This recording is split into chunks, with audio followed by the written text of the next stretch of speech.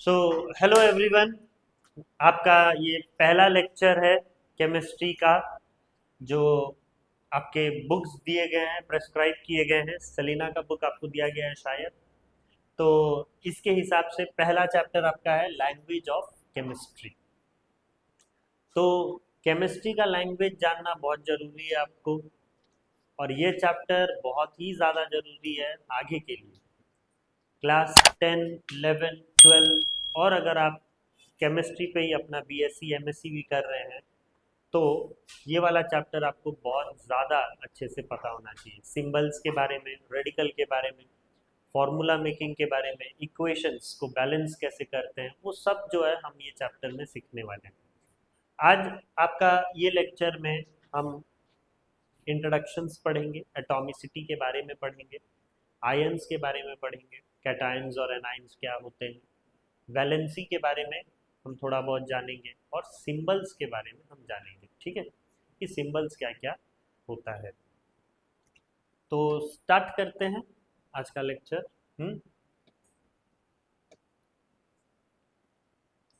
तो केमिस्ट्री जो है वो किसका ब्रांच है? साइंस का ही ब्रांच है। फिजिक्स, केमिस्ट्री, बायोलॉजी, फिर वो again divided into sub categories. Biology जैसे जोलॉजी एंड बॉटनी में कन्वर्ट होता है, वैसे तो chemistry is a branch of science in which we study about क्या?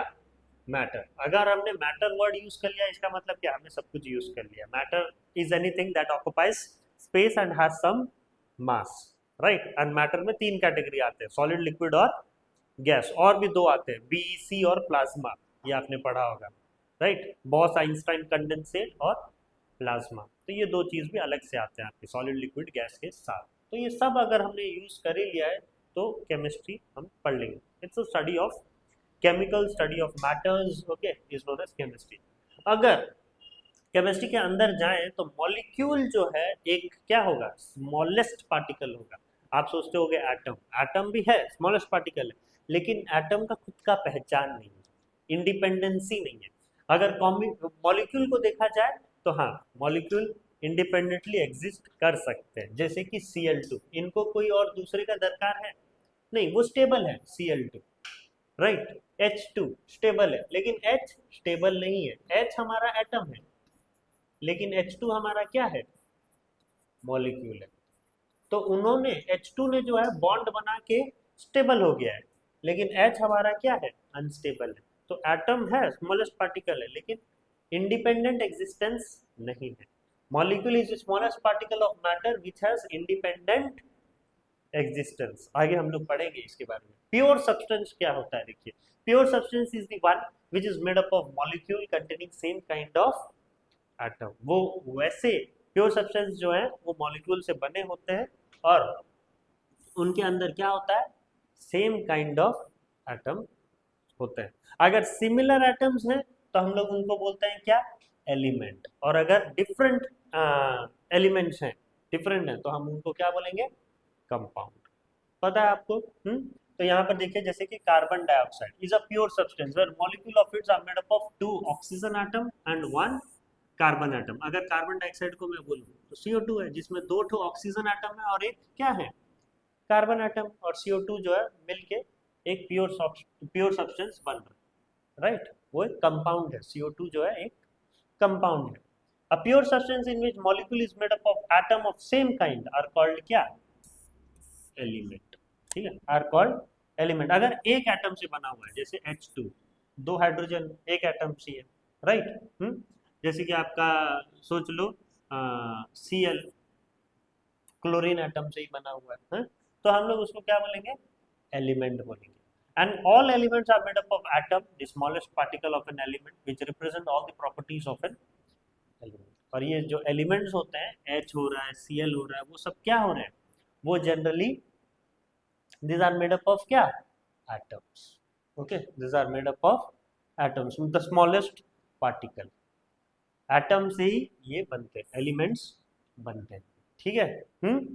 Next, an atom is the smallest particle of an element which may or may not exist independently but can take part in a chemical reaction. अगर मैं atom का definition आपको बोलूं तो atom का definition क्या है? It's smallest particle of an element which may or may not exist independently. कभी कभी जैसे कि आप नोबल गैस में लेंगे, नोबल गैस में जैसे कि आर्गॉन है, हीलियम है, वो क्या है, इंडिपेंडेंटली एग्जिस्ट कर सकते हैं क्योंकि वो रिएक्शंस में भाग भी नहीं लेते हैं, उनको इलेक्ट्रॉन का जरूरत भी नहीं है, वो स्टेबल है। लेकिन हाइड्रोजन क्या आप बोल सकते हो इंडिपेंडेंटली एग्जिस्ट कर सकता है? नहीं, हाइड्रोजन को क्या चाहिए, स्टेबल होने के लिए एक और हाइड्रोजन का मदद चाहिए, H2, मतलब वो क्या होगा, इंडिपेंडेंटली एग्जिस्ट कर पाएगा, लेकिन वो फिर एटम नहीं होगा। Atom is smallest particle of an element which may or may not exist independently. कुछ एग्जिस्ट कर सकते हैं, कुछ नहीं भी कर सकते हैं, but can take part in chemical reaction. सारे के सारे एटम्स केमिकल रिएक्शंस पे भाग ले सकते हैं। और अगर आप देखेंगे एलिमेंट में नंबर ऑफ एटम, तो फिर आपके क्या बताया जाएगा, वो क्या है, एटॉमिसिटी। एलिमेंट में number of atoms in A molecule of an element. Okay, what is atomicity? Atomicity is the number of atoms in a molecule of an element. Element के मॉलिक्यूल्स में आप जितने एटम्स देख रहे हो, वो नंबर ऑफ एटम्स कितने, अगर एक है, दो है, तीन है, चार है, तो उसके हिसाब से आपका क्या होगा, एटॉमिसिटी होगा। अगर एक है तो मोनो एटॉमिक, दो है तो डाई एटॉमिक, तीन है तो ट्राई एटॉमिक, फोर है तो टेट्रा एटॉमिक, ठीक है, एट है तो ऑक्टा एटॉमिक। ठीक है, यही हम लोग पढ़ने वाले हैं। देखिए, molecule can be mono atomic, di atomic और even poly atomic. Element having only one atom in their molecule is called mono atomic. जैसे कि पोटेशियम, देखो सिर्फ के है। सोडियम जैसे कि क्या है, Na, राइट। फिर आपका मैग्नीशियम क्या है, Mg। Copper Cu, carbon C, ये सारे क्या है, मोनो एटॉमिक molecules, right?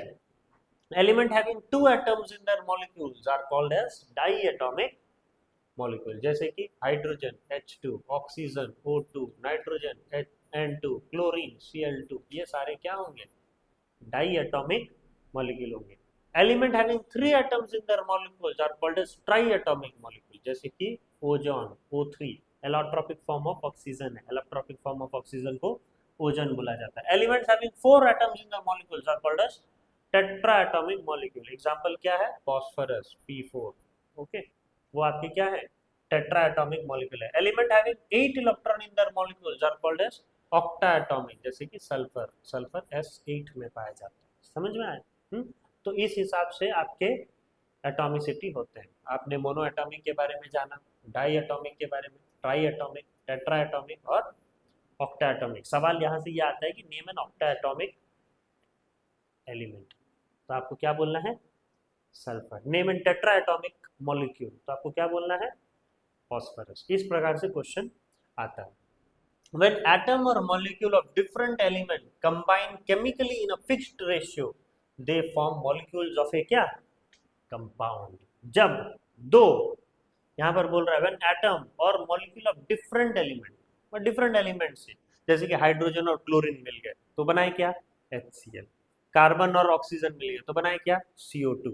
तो अगर वो एक कुछ फिक्स्ड रेशियो में कंबाइन होके मिल रहे हैं तो दे फॉर्म क्या, मॉलिक्यूल ऑफ ए कंपाउंड। और ये कंपाउंड का नाम सोच लो NaCl, जिसमें Na सोडियम है और क्लोरीन है। वाटर जिसमें H हाइड्रोजन है और ऑक्सीजन है। एमोनिया जिसमें नाइट्रोजन है और हाइड्रोजन है। तो इस प्रकार से आपके कंपाउंड्स बनते हैं। समझ में आ रहा है? एक और कंपाउंड का एग्जांपल आप दीजिए, दीजिए आप एक और कंपाउंड का एग्जांपल। तो टू और more kind of molecule combines to form mixture. ठीक है, जब दो या फिर दो से ज्यादा मॉलिक्यूल्स मिलते हैं, एक साथ मिलते हैं, तो फिर वो क्या बनाते हैं, मिक्सचर बनाते हैं। अब मिक्सचर क्या हो सकते हैं, होमोजीनियस भी और हेट्रोजीनियस भी। अब होमोजीनियस मिक्सचर और हेट्रोजीनियस मिक्सचर क्या होता है, होमोजीनियस जो आप सेपरेट नहीं कर पाओगे, एक बार आपने मिला दिया, सपोज पानी में आपने सॉल्ट मिला दिया, ठीक है, पानी में आपने सॉल्ट मिला दिया, तो क्या आप सॉल्ट को फिर अलग कर पाओगे, नहीं। फिजिकल मीन के साथ आप अलग नहीं कर पाओगे। हाँ, अगर आपने इवेपोरेशन किया तो चलो बात अलग है, फिजिकली आप अलग कर पाओगे। हाँ, मैंने ये सोडियम इतना इतना सॉल्ट डाला था, मैं निकाल देता हूँ, निकाल पाओगे, वो तो घुल गया पानी में। हाँ, तो ये जो है होमोजीनियस मिक्सचर हो जाता है वैसा। और हेट्रोजीनियस मतलब जैसे कि आपने सोच लीजिए मिक्सचर नाम हो रहा तो आप मिक्सचर ही ले लीजिए। मिक्सचर में आपने गाठिया भी डाला हुआ है, मूंगफली भी डाला हुआ है, बहुत कुछ डाला हुआ है। अगर मैं आपको बोलूं कि आप सब अलग अलग कर दो, बेशक आपको टाइम लगेगा but you can arrange it, right.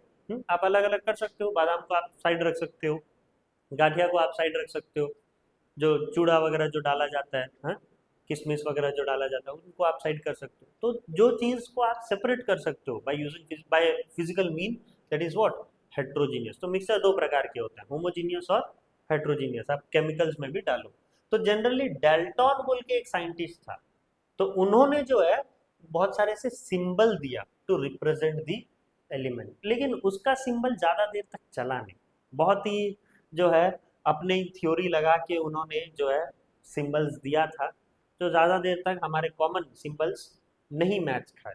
बहुत जब बहुत सारे जो है एलिमेंट्स निकलते गए, डिस्कवर होते गए, तो फिर वो सबका जो है सिंबल डाल्टन के हिसाब से नहीं हो पाया, राइट। तो फिर एक और साइंटिस्ट आया जिनका नाम था John Jacob Berzelius, right? Later, John Jacob Berzelius suggested that initial letter of an element written in capital should represent the particular element. उन्होंने बोला कि सपोज कार्बन है, तो कार्बन का इनिशियल क्या है, सी, कैपिटल लेटर में वही उसका सिंबल हो जाएगा।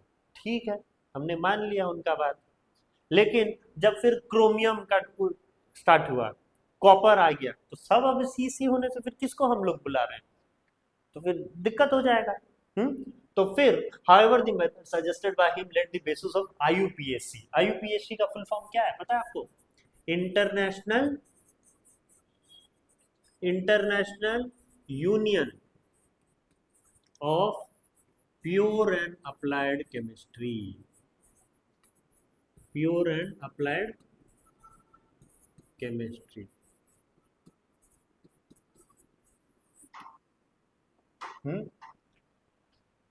तो फिर सिंबल आया। सिंबल का डेफिनेशन बहुत जरूरी है, एग्जाम में आता है। Symbol is a short form that stands for the atom of a specific element. वो क्या है, एक शॉर्ट फॉर्म है, राइट। एक शॉर्ट फॉर्म है that stand for the atom of a specific element, जिसको हम लोग बुलाने का एक तरीका है। सोच लीजिए एक शॉर्ट नेम दे दिया जाता है, जैसे आपका स्कूल में एक नेम होता है, प्लस घर में आपको इजीली बुलाने के लिए एक नाम दे दिया जाता है, राइट। हाँ, तो वो है सिंबल। और जनरली क्या बोल सकते हो आप, abbreviation use for the name of an element. Abbreviation का मतलब है शॉर्ट फॉर्म, राइट। और क्यों जो जरूरी है, it represent the name of an element. ऐसा नाम दिया गया है, ऐसा सिंबल देना है जो एलिमेंट का नेम रिप्रेजेंट करता हो। It represent one atom of the element, है ना। सिंबल जो है एलिमेंट को रिप्रेजेंट कर रहा है, उसके एटम्स को रिप्रेजेंट कर रहा है। And it represent a definite mass on the element. इससे हम लोग को मास के बारे में भी पता चलता है, वैसा सिंबल होना चाहिए। ओके, जैसे कि हम लोग यहाँ पर डिस्कस कर सकते हैं क्या क्या। अब अगर मैं आपको बोलूँ सोडियम, ओके, सोडियम का क्या होगा,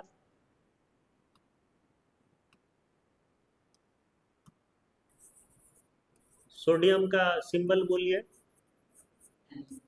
Na।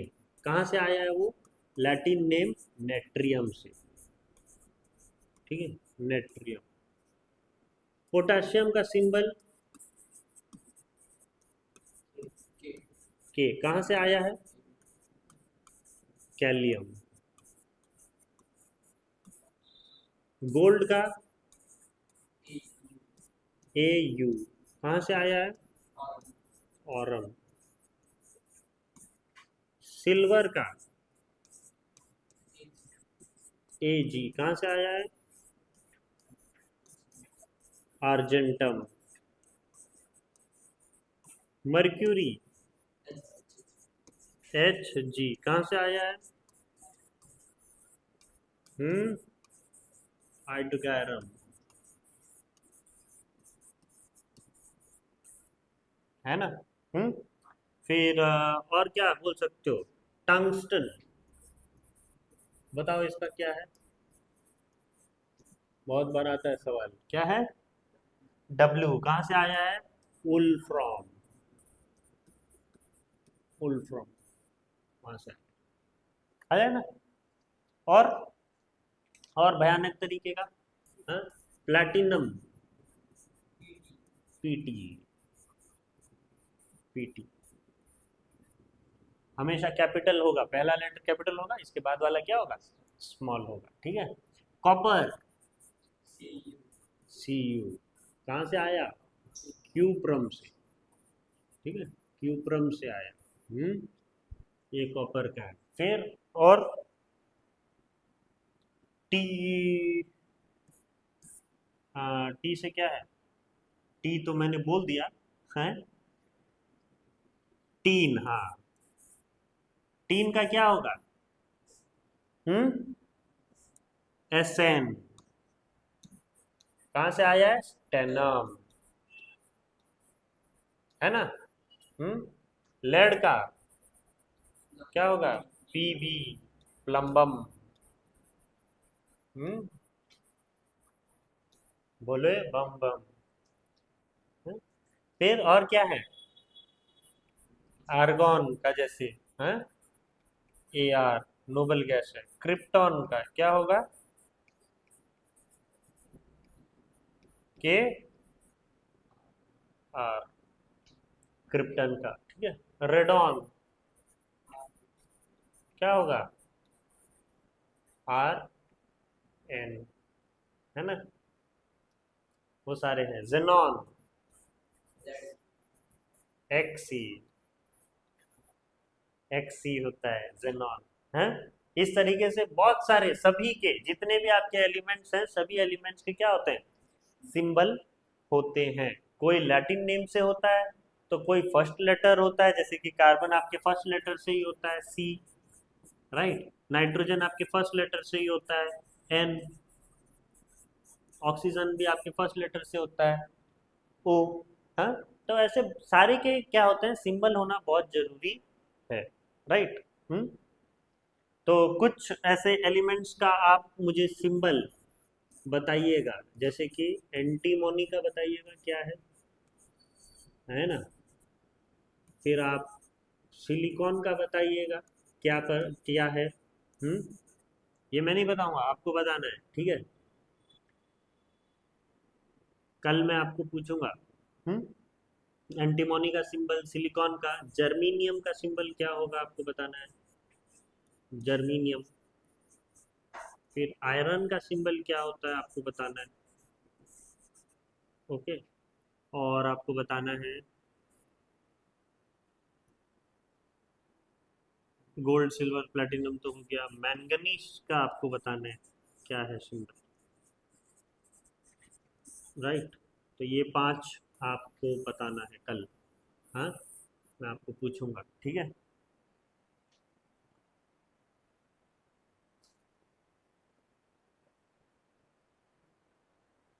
फिर आपका आता है क्या, वैलेंसी। वैलेंसी आपको पता है क्या होता है, it's a combining capacity of an atom, लेकिन वो जो डेफिनेशन है वो क्या हो गया है, पुराना हो गया है वैलेंसी का। अभी क्या बोलते हैं, it's a number of electron which you are gaining और लूजिंग और sharing is known as valency. तो हम लोग वैलेंसी आपको बताया जाता है कि आप पहले 20 एलिमेंट का पढ़ लीजिएगा, बोलते हैं वैलेंसी पहले 20 एलिमेंट का। तो कैसे हम लोग जानेंगे पहले 20 एलिमेंट का, मैं आपको बताता हूँ। जैसे कि आपका पहला 20 एलिमेंट आपको पता है, हाँ, फर्स्ट है हाइड्रोजन, फिर हीलियम, फिर लिथियम, फिर बेरिलियम, फिर बोरॉन, फिर कार्बन, नाइट्रोजन, ऑक्सीजन, फ्लोरीन और फिर नियॉन। और फिर इसके बाद आता है sodium, magnesium, aluminium, silicon, phosphorus, sulphur, chlorine, argon और पोटेशियम और कैल्शियम। ये आपके पहले 20 एलिमेंट्स हैं। इसके क्या होंगे, वैलेंसी होते हैं। तो वैलेंसी के हाइड्रोजन का कितना होता है, 1। हीलियम, सारे के नियॉन गैसेस के वैलेंसी कितने होते हैं, 0, क्योंकि वो स्टेबल होते हैं, वो रिएक्शंस पे भाग नहीं लेते हैं, तो उनका वैलेंसी नहीं होता है। अब लिथियम के वैलेंसी भी कितने होते हैं, 1। बेरिलियम के 2, बोरॉन के 3, कार्बन के 4, है ना। नाइट्रोजन के फिर से 3, ऑक्सीजन के 2, फ्लोरीन के 1 और फिर नियॉन के 0। तो वो तो सिंपल आप जान गए, 1 2 3 4 3 2 1 0। लेकिन कैसे इसके सिंबल्स हो रहे हैं, कैसे उसके वैलेंसी 1 2 3 4 हो रहे हैं, 4 3 2 1 कैसे हो रहे हैं, वो आपको जानना है। जैसे कि बेरिलियम का एटॉमिक नंबर 4 है, एटॉमिक नंबर क्या है, 4 है। इसमें आप दो शेल, मतलब दो इलेक्ट्रॉन रख सकते हो पहले शेल में। हाँ, वो तो इलेक्ट्रॉनिक कन्फिग्रेशन फॉर्मूला बोलता है ना, 2n² you can keep 2 electron in के शेल, ये आपका के शेल है, राइट। और एल शेल में आप कितने रख सकते हो, ज्यादा से ज्यादा कितने इलेक्ट्रॉन रख सकते हो, 8 इलेक्ट्रॉन्स। ये आपका क्या है, एल शेल। तो एल शेल बेरिलियम में कितने इलेक्ट्रॉन है, 2। तो 2 इलेक्ट्रॉन रहने की वजह से बेरिलियम क्या है, उसका वैलेंसी 2 है। मतलब वो नियरेस्ट डुप्लेट कन्फिग्रेशन में पहुंचने के लिए उसको क्या करना पड़ेगा, 2 इलेक्ट्रॉन अपना देना होगा। तो वो 2 इलेक्ट्रॉन अपना दे देता है किसी और को और स्टेबल हो जाता है। वैसे ही अगर नाइट्रोजन लेंगे तो नाइट्रोजन के 2 होते हैं और फिर बाहर वाले शेल में कितने होते हैं, 1 2 3 4 5, 5 इलेक्ट्रॉन होते हैं। तो वो क्या करेगा, देखिए 5 इलेक्ट्रॉन उसको देना पड़ेगा 2 बनाने के लिए, 5 इलेक्ट्रॉन गिव अवे। या फिर एक और काम कर सकता है, कहीं से 3 इलेक्ट्रॉन ला सकता है, ठीक है, 3 इलेक्ट्रॉन ब्रिंग, 3 इलेक्ट्रॉन वो क्या कर सकता है, ला सकता है। तो वो क्या करेगा, 5 इलेक्ट्रॉन अपना देगा कि 3 इलेक्ट्रॉन लाएगा, ऑब्वियसली 3 इलेक्ट्रॉन उसने लाना है, तो 3 इलेक्ट्रॉन वो बॉन्ड बना के ले आएगा। तो ऑब्वियसली 3 इलेक्ट्रॉन उसने क्या किया, गेन किया, ना कि अपने 5 इलेक्ट्रॉन लूज किया। तो जितना उन्होंने गेन किया उस हिसाब से उसका वैलेंसी हो गया। तो 3 इलेक्ट्रॉन उसने गेन किया, तो नाइट्रोजन का वैलेंसी 3 है।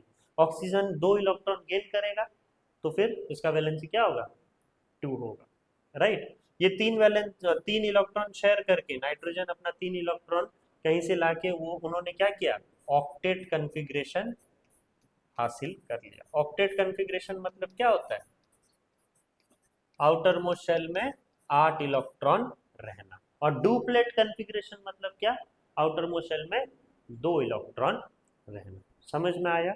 वो होता है आपका क्या, वैलेंसी का खेल। वैसे सोडियम का फिर क्या होगा, वैलेंसी 1, मैग्नीशियम का 2, एल्यूमिनियम का 3, सिलिकॉन का 4, फिर फास्फोरस का 3, सल्फर का 2, क्लोरीन का 1, ऑर्गन का 0, फिर पोटेशियम का 1, कैल्शियम का 2। इस प्रकार से चलता है, राइट, वैलेंसी।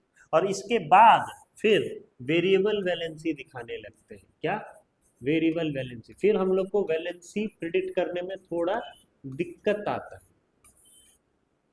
क्योंकि तब इसके बाद 20 के बाद आपके क्या शुरू हो जाते हैं, ट्रांजिशन एलिमेंट शुरू हो जाते हैं। और ट्रांजिशन एलिमेंट वेरिएबल वैलेंसी क्यों दिखाते हैं, वेरिएबल वैलेंसी इसलिए दिखाते हैं क्योंकि उनके 2 आउटर मोस्ट शेल इनकम्प्लीट होता है, 2 outermost shell is incomplete, इसके वजह से। तो जब इसके दो आउटर मोस्ट शेल इनकम्प्लीट है तो ऑब्वियसली वो वेरिएबल वैलेंसी दिखाएंगे, एक खत्म नहीं हुआ है दूसरा स्टार्ट करेंगे। हाँ, जैसे आप शादी में जाते हो खाने के लिए, एक खाए नहीं होते हो दूसरा आइटम में कूद पड़ते हो, वैसे है वो ट्रांजिशन एलिमेंट्स, इसके वजह से ऐसा होता है, ठीक है।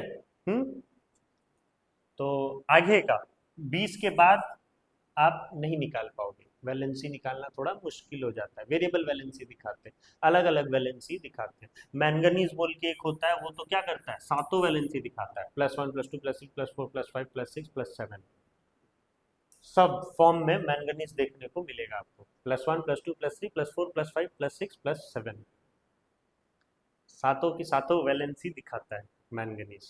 समझ में आया। तो आगे प्रिडिक्ट करना थोड़ा मुश्किल हो जाएगा। फिर atom contain electron, proton and neutron. आपको पता है इलेक्ट्रॉन का आविष्कार किसने किया, पता है आपको, इलेक्ट्रॉन का आविष्कार जे थॉमसन ने किया, प्रोटॉन का ई गोल्डस्टेन ने किया है, और न्यूट्रॉन का जेम्स चैडविक। ओके, आपको इलेक्ट्रॉन क्या है, नेगेटिवली चार्ज कितना होता है, -1.6 × 10⁻⁻19 कूलम। प्रोटॉन क्या होता है, प्लस 1.6 इंटू 10⁻⁻19 कूलम। और न्यूट्रॉन क्या होता है? 0 होता है। लेकिन अगर हम लोग मास देखें तो इलेक्ट्रॉन का मास कितना होता है? 9.31 इंटू 10⁻31 kg, है ना। वही प्रोटॉन का मास कितना होता है? 1.67 इंटू 10⁻27 kg। वही न्यूट्रॉन का भी मास इतना ही होता है ना। और बोलने वाले कौन थे ये सब चीज के बारे में? जे थॉमसन, ई गोल्डस्टेन, और न्यूट्रॉन का जेम्स चैडविक। ये क्या है? फंडामेंटल सब पार्टिकल्स है एटम। डाल्टन को रॉन्ग प्रूफ करके, डाल्टन बोला था कि एटम को हम तोड़ नहीं सकते, लेकिन डाल्टन गलत साबित हो गया। एटम को तोड़ सकते हैं। किस पे तोड़ सकते हैं? इलेक्ट्रॉन, प्रोटॉन और न्यूट्रॉन पे। अब आयन क्या होता है? आयन एक पॉजिटिवली या फिर नेगेटिवली चार्ज एटम होता है, जिसके ये चार्ज किसके वजह से हुआ? इलेक्ट्रॉन गेन या लॉस की वजह से हुआ, राइट। जैसे कि मैं आपको एक एग्जांपल देता हूं, सोडियम, ठीक है। आपके सोडियम अगर मैं बोलूं तो सोडियम क्या है? Na, right. उसके आउटर मोस्ट में आपके 2 इलेक्ट्रॉन है। फिर आपके कितने हैं? 1 2 3 4 5 6 7 8, और फिर एक और शेल चालू होता है जिसमें कितने? 1। वो हमेशा से क्या करेगा? अपना एक इलेक्ट्रॉन लूज करना चाहेगा। अगर वो अपना एक इलेक्ट्रॉन लूज कर देता है तो वो स्टेबल हो जाएगा। तो वो क्या करेगा? देखिए, पहले तो Na है, वो क्या करेगा? अपना एक इलेक्ट्रॉन दे देगा, मतलब माइनस कर देगा। तो हम लोग का रियल लाइफ में क्या है? अगर आपसे कोई चीज छीन लिया जाता है तो आपका नुकसान है, लेकिन केमिस्ट्री में वो ऑपोजिट है। अगर आपसे कोई चीज छीन लिया जाता है तो क्या बोलता है केमिस्ट्री? पॉजिटिव रहना करके, ठीक है। तो वो क्या बन जाता है? Na+, right. अगर वही मैं क्लोरीन का एग्जांपल लूं तो क्लोरीन के बाहर में 2 है, फिर कितने हैं? 8 है, और फिर लास्ट में कितने हैं? 7 है। 7 इलेक्ट्रॉन है ना। तो वो क्या करेगा? एक इलेक्ट्रॉन लेता है। सपोज सोडियम ने अपना एक इलेक्ट्रॉन उसको दे दिया। अगर सोडियम अपना एक इलेक्ट्रॉन उसको दे देता है तो उसके पास 8 हो गया, उसके पास भी 8 हो गए। तो फिर वो एक कंपाउंड बनाते हैं। क्या बनाते हैं उसको? NaCl। 10th में आप पढ़ोगे, ये एक इलेक्ट्रॉन अपना दे देता है कंप्लीटली, जिन्होंने फिर जो है मिलके क्या बनाया? NaCl, आयोनिक कंपाउंड, है ना। आयोनिक कंपाउंड 10th में पढ़ोगे। ये आयोनिक कंपाउंड क्या होता है, किस तरीके से बॉन्ड बनाते हैं, ठीक है। अभी के लिए बस इतना जानो कि क्लोरीन एक इलेक्ट्रॉन ले लेगा। और अगर चीजें लेने से आपका क्या होता है? मुनाफा होता है रियल वर्ल्ड में, लेकिन केमिस्ट्री में क्या होता है? उल्टा होता है। एक इलेक्ट्रॉन लेने से क्या होगा? Cl-। समझ में आया आपको? तो दैट इज क्या? आयन, ठीक है। That is ion. Na+Cl- ये क्या होता है? आयन। अब आयन में पॉजिटिवली चार्ज को क्या बोलते हैं? कैटायन। और नेगेटिवली चार्ज को क्या बोलते हैं? Anion, right. यही चीज मैंने यहाँ पर बताया आपको। एलिमेंट विथ 1 2 और 3 electron in the outer motions are usually metal. वो अपने इलेक्ट्रॉन्स क्या करते हैं? देते हैं। 1 2 या 3 इलेक्ट्रॉन अगर बाहर में है तो वो क्या करेंगे? देंगे। और अगर एलिमेंट्स विथ 5 6 और 7 electron in the outermost shells are normally non metal, उनको इलेक्ट्रॉन का क्या होगा? दरकार हो। तो out of the element that have 4 electron in the outermost shell, carbon है जिनके आउटर मोस्ट शेल में क्या है? 4। मतलब वो क्या करेंगे? 4 अपना दे भी सकते हैं, 4 अपना ले भी सकते हैं। तो कार्बन जो है एक सिर्फ एक अकेला नॉन मेटल है जिनके आउटर मोस्ट शेल में क्या है? 4 इलेक्ट्रॉन है। Silicon and germanium are the only metalloids which have 4 electrons in their outermost shell. Metalloids which shows behavior for both metals and non-metals, and we have only, and the rest are what? Metals. And the rest, all other categories which have 4 electrons in their outermost shells, they are termed as metal. We have carbon as the only non-metal which have 4 electrons in their outermost shells, and we have silicon and germanium which have 4 electrons in the outermost shells, but they are not termed as metal or non-metal. They are termed as metalloid, which shows characteristics of both metal and non-metal. Am I clear to you? Atom loses electron or gain electron to attain stability. If they need to attain stability, what they need to do? When they need to gain electron or they need to lose electron. cations are always positively charged, as I have told you earlier, and anions are negatively charged. If you have a positive sign above the element, we call it as cation, and if we have a negative ion above the element, we call it as anion. Clear? So that was your first lecture on symbol, valencies, what about ions, cations, anions and all. And then again we'll come up with the second lecture that will be on formula making, how to balance up thing, right? And then there will be some more lectures on this chapter. There will be around 3 to 4 lectures on this chapter so that we can complete the chapter easily. Right? We are not going to avoid any, we are not going to ignore any topics. We need to complete all the topics because this chapter is very important for your career. In your career, this chapter is very important. If you want to take science in upcoming futures, like for your upcoming futures, if you are going for science or you are opting science, so in chemistry, this is the basic fundamental things which you need to know. Clear? So by this, we end this lecture. Thank you so much.